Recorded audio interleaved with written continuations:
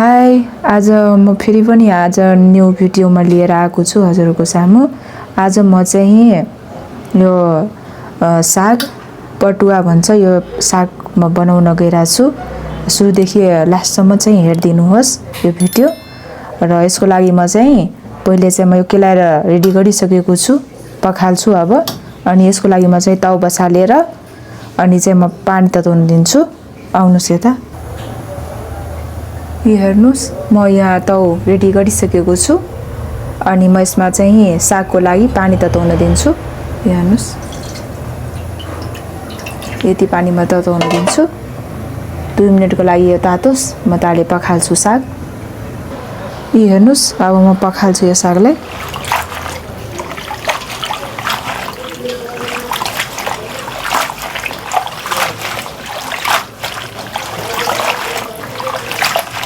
यो साग चाहिँ यहाँ काठमाडौँमा पाउँछ मूल पानीतिर, तर धेरै जति यो चाहिँ तराईको भागमा पाउँछ। अनि मिठो हुन्छ, चिप्लो हुन्छ, भातसँगै साह्रै मिठो हुन्छ।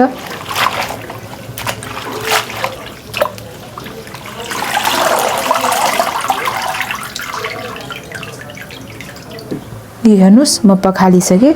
अब म यो चाहिँ तताउन दिएको छु नि, त्यो पानीमा अब हाल्छु म यो। यो हेर्नुस्, तातिसक्यो, 2 मिनेट भइसक्यो, पानी रेडी भइसक्यो। म यसमा अब साग हाल्छु। यो हेर्नुस्, र यसमा लगत्तै नुन हाल्छु म यसमा।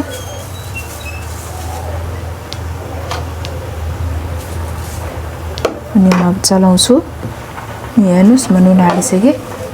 अब यसलाई म बिस्तारै बिस्तारै पल्टाउँछु।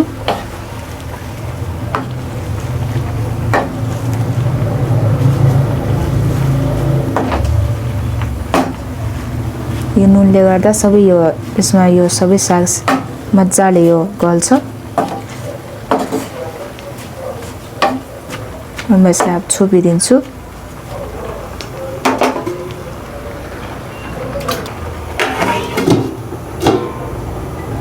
अब म यसलाई छोपिदिन्छु 5 मिनेटको लागि।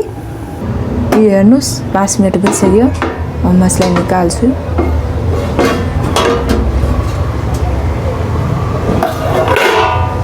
हेर्नुस्, यस्तो भइसक्यो। हेर्नुस्, म सानो ग्यास बनाइसकेको छु।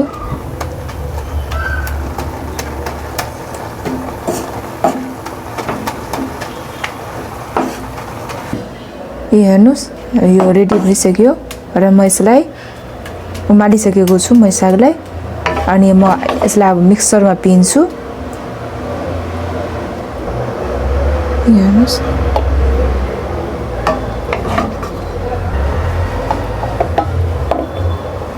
यो हेर्नुस्, म हालिसकेँ सबै। अब म यसलाई बिल्कुल लगाएर अनि पिन्छु। यो हेर्नुस्, म पिनिसकेँ। यो हेर्नु, यस्तो भइसक्यो, यस्तो मसिनो भइसक्यो। हेर्नुस्,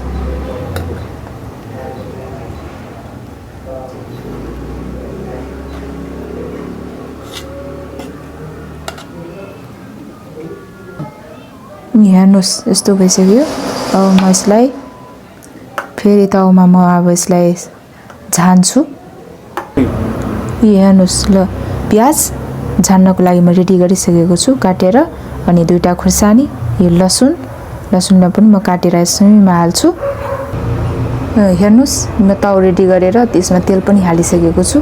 र म यसमा प्याज हाल्छु अब।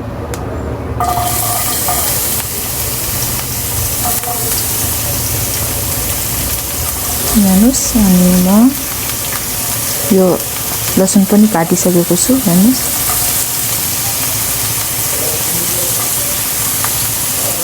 र म यसमा अब हाल्छु।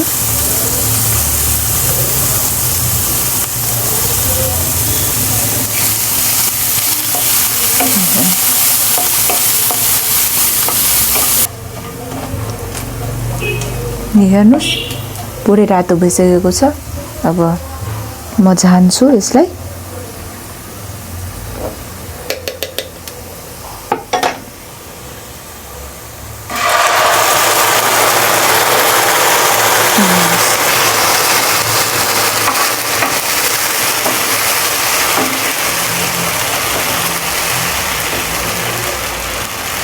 हेर्नुहोस्,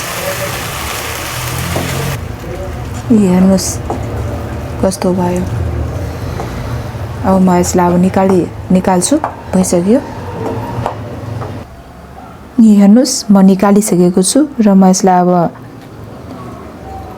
केही कुरा हाल्छु। हेर्नुहोस् म अगाडि नै प्याज निकालिसकेको थिएँ। हेर्नुहोस् सबै अब रेडी भइसकेको छ, म निकालिसकेको छु।